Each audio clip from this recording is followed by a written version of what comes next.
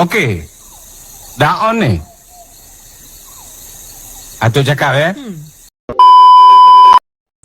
Assalamualaikum.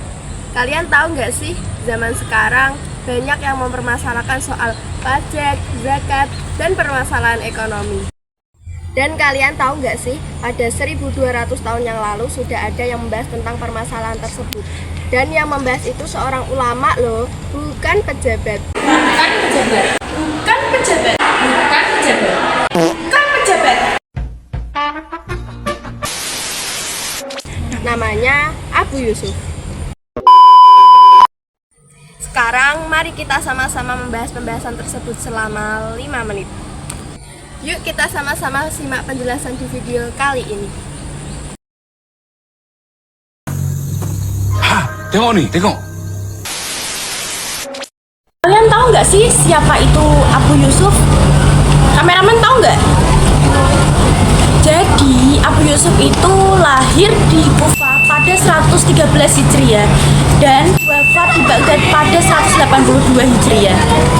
Beliau itu muridnya Abu Hanifah loh.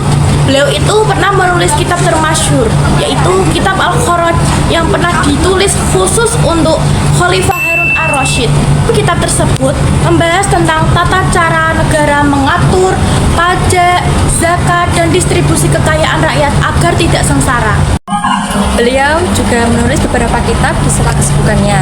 Kitab-kitab yang berhasil beliau tulis diantaranya adalah yang pertama, Kitab Al-Asar yang berisi tentang hadis-hadis yang diriwayatkan oleh ayah dan gurunya, yaitu Imam Abu Hanifah, serta perbedaan pendapat antara Abu Yusuf dan Imam Abu Hanifah. Yang kedua adalah Kitab Ikhtilaf Abi Hanifah wa Ibnu Abi Layla. Kitab tersebut berisi tentang perbedaan pendapat antara Imam Abu Hanifah dan Ibnu Abi Layla, serta kritik Abi Yusuf terhadap keputusan peradilan Ibnu Abi Layla. Yang ketiga adalah kitab Al-Rad al-Syiar al-Auza'i. Kitab tersebut berisi tentang bantahan pendapat Abdurrahman al-Auza'i terhadap perang dan jihad. Yang keempat adalah kitab Al-Kharaj. Kitab Al-Kharaj membahas tentang perpajakan dan sistem keuangan Islam, mencakup pajak tanah, harta rampasan, serta cara distribusi harta melalui syariat Islam. Dapat 4 prinsip dasar ekonomi Abu Yusuf: keadilan dalam perpajakan, pajak proporsional, pemisahan dana publik, administrasi efisiensi. Pokok pemikiran Abu Yusuf yang pertama adalah pengeluaran negara dan distribusi pendapatan, seperti menekankan distribusi zakat yang adil sesuai dengan aturan Al-Quran. Yang kedua, pajak tanah membagi menjadi 2, yaitu Al-Kharaj untuk non-muslim dan Al-Usyur untuk muslim dengan ketentuan berbeda berdasarkan ketentuan suku tanah.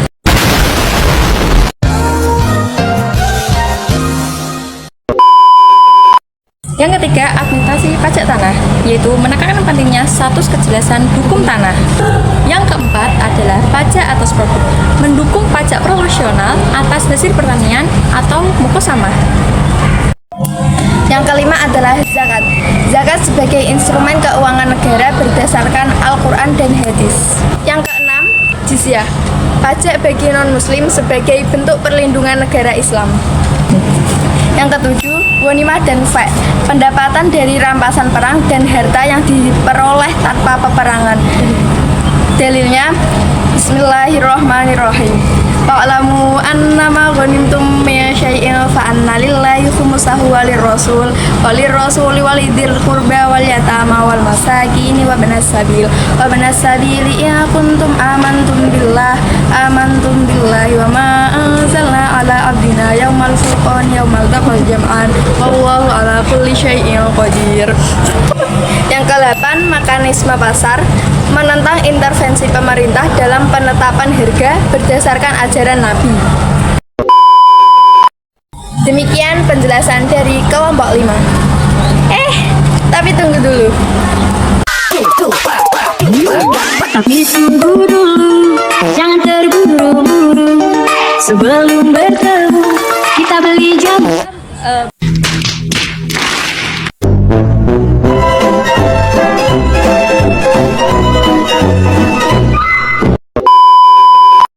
Kita dari kelompok 5 mau ngasih kata-kata nih.